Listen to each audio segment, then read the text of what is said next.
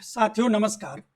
आज मैं पारिस्थितिकी एवं पर्यावरण के कुछ महत्वपूर्ण प्रश्नों का संकलन लेकर के आया हूं और आप लोगों के समक्ष उसे रख रहा हूं।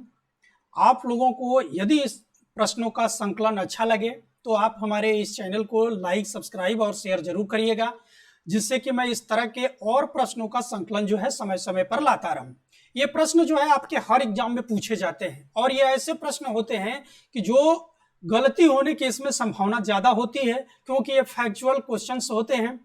तो देखिए, ये प्रश्न जो है हमें कैसे याद कर जाना है, किस तरह से रट जाना है, इसे हम आगे बताएंगे। लेकिन तब तक जो है हम इन प्रश्नों को शुरुआत करते हैं, देखते हैं कि ये कैसे प्रश्न हैं। तो पहला प्रश्न है इसमें कि पर्यावरण दिवस कब मनाया जाता है। जो पर्यावरण दिवस है ये कब मनाया जाता है। पर्यावरण जो है दिवस जो है ये मनाया जाता है आपको 5 जून को। कब मनाया जाता है? 5 जून को। और ये कई बार क्वेश्चन पूछा गया है, बार बार क्वेश्चन पूछा गया है, हर एग्जाम में कहीं से न कहीं से इसको पूछ ही लेता है। तो इसे हमको रट जाना है, 5 जून पर्यावरण दिवस। अब इसी तरह का दूसरा प्रश्न है कि पर्यावरण एवं वन मंत्रालय का गठन कब किया गया। पर्यावरण एवं वन मंत्रालय का गठन कब किया गया? ऑप्शन ए है 17 सितंबर 1986, ऑप्शन बी 18 अक्टूबर 1985, ऑप्शन सी 17 सितंबर 1985 और ऑप्शन डी 18 अक्टूबर 1987। बड़े ही क्लोज ऑप्शन ये दिए गए हैं। और ये देखिए, जो इसका सही आंसर है, ये सही आंसर है 17 सितंबर 1985। इस समय राजीव गांधी भारत के प्रधानमंत्री थे, राजीव गांधी, और इन्होंने ही पर्यावरण एवं वन मंत्रालय का गठन किया। तो आपसे कभी पलट करके भी क्वेश्चन पूछ सकता है कि पर्यावरण एवं वन मंत्रालय का गठन किस प्रधानमंत्री ने किया, तो आपको वो भी याद रखना है कि राजीव गांधी ने किया था। अब हम चलते हैं अगले प्रश्न पर। अगला प्रश्न है कि वन जीव संरक्षण अधिनियम कब लाया गया था। तो वन जीव संरक्षण अधिनियम जो है ये लाया गया था 1972 में, लाया गया 1972 में। अब जब ये वन जीव संरक्षण अधिनियम लाया गया तो उस समय प्रधानमंत्री कौन था भारत का? उस समय थी इंदिरा गांधी।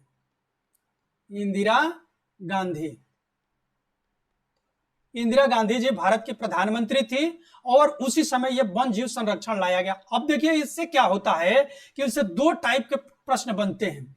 एक प्रश्न तो यह बनता है कि वन जीव संरक्षण अधिनियम कब लाया गया, तो ये हो गया आपका आंसर 1972। लेकिन इसी को पूछ दे कि वन जीव संरक्षण अधिनियम कब लागू किया गया, यानी संसद में पारित हो गया, पारित होने के बाद लागू कब किया गया, तो लागू किया गया 1973 में, यानी 1 साल बाद जो है इसको लागू कर दिया गया। अब हम चलते हैं अगले प्रश्न पर। अगला प्रश्न है, ये बड़ा ही महत्वपूर्ण प्रश्न है, कई एग्जाम्स में पूछा गया है। अगला प्रश्न हमारा यह है कि एनजीटी यानी राष्ट्रीय हरित न्यायाधिकरण अधिनियम कब पारित किया गया? 1909, 1910, 2009, 2010, 2011 और 2012। तो ये ऑप्शन है कब पारित किया गया। पारित किया गया ये 2010 में। इसको भी याद कर लेना है। मनमोहन सिंह इस समय प्रधानमंत्री थे, तभी जो है राष्ट्रीय हरित न्यायालय का गठन किया गया और यह अधिनियम पारित किया गया 1910 में। राष्ट्रीय हरित न्यायालय का जो मुख्यालय है वह कहां पे है? यह दिल्ली में है। ठीक, यह पर्यावरण से संबंधित निर्णय को सुनाने के लिए इसका गठन किया गया। अब अगला प्रश्न है कि पर्यावरण को विकास के साथ किस पंचवर्षीय योजना में जोड़ा गया, यानी विकास भी हो और हमारा पर्यावरण भी संरक्षित हो। इसको कब जोड़ा गया? तो इसको जोड़ा गया चौथी पंचवर्षीय योजना में। चौथी पंचवर्षीय योजना में विकास के साथ पर्यावरण के संरक्षण की बात कही गई है। इसे जो है रट जाना है। पर्यावरण के मुख्य कितने घटक हैं? तो पर्यावरण के जो मुख्य घटक हैं वह कितने हैं? Option A 3, option B 2, option C 4 और ऑप्शन डी 5।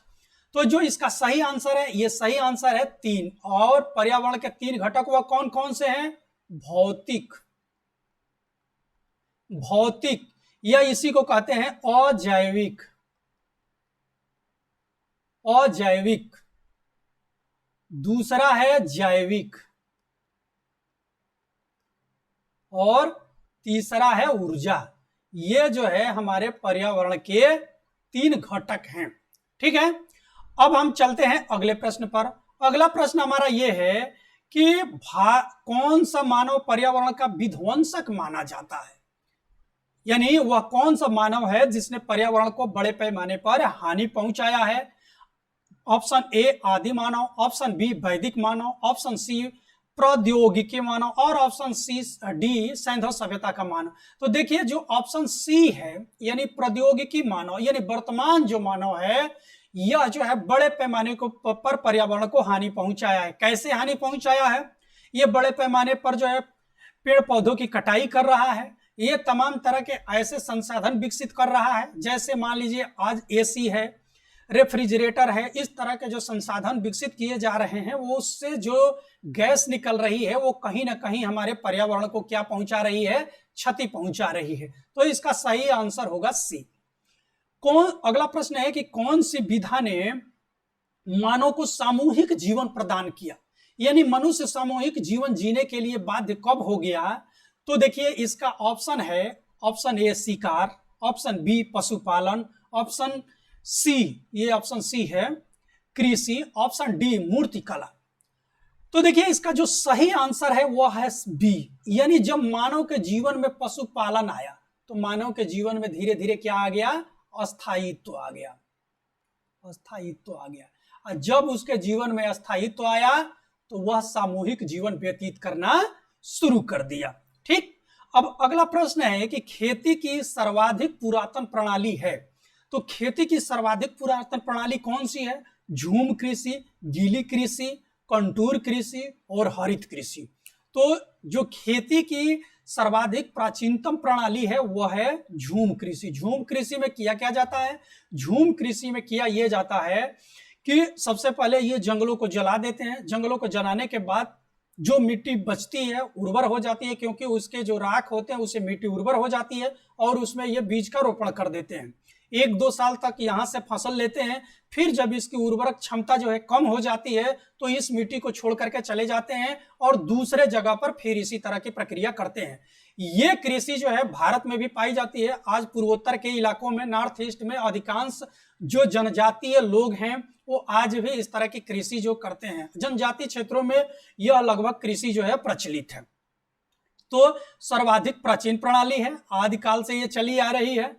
अब इसी तरह से जो है हम अगले प्रश्न पर चलते हैं। अगला प्रश्न है कि मानव के लिए सर्वाधिक कार्यक्षम तापमान तथा आर्द्रता होती है, यानी किस आर्द्रता और तापमान में मनुष्य जो है सबसे ज्यादा कार्यशील हो सकता है? 25 डिग्री सेंटीग्रेड का तापमान और 60% वातावरण में आर्द्रता हो तब।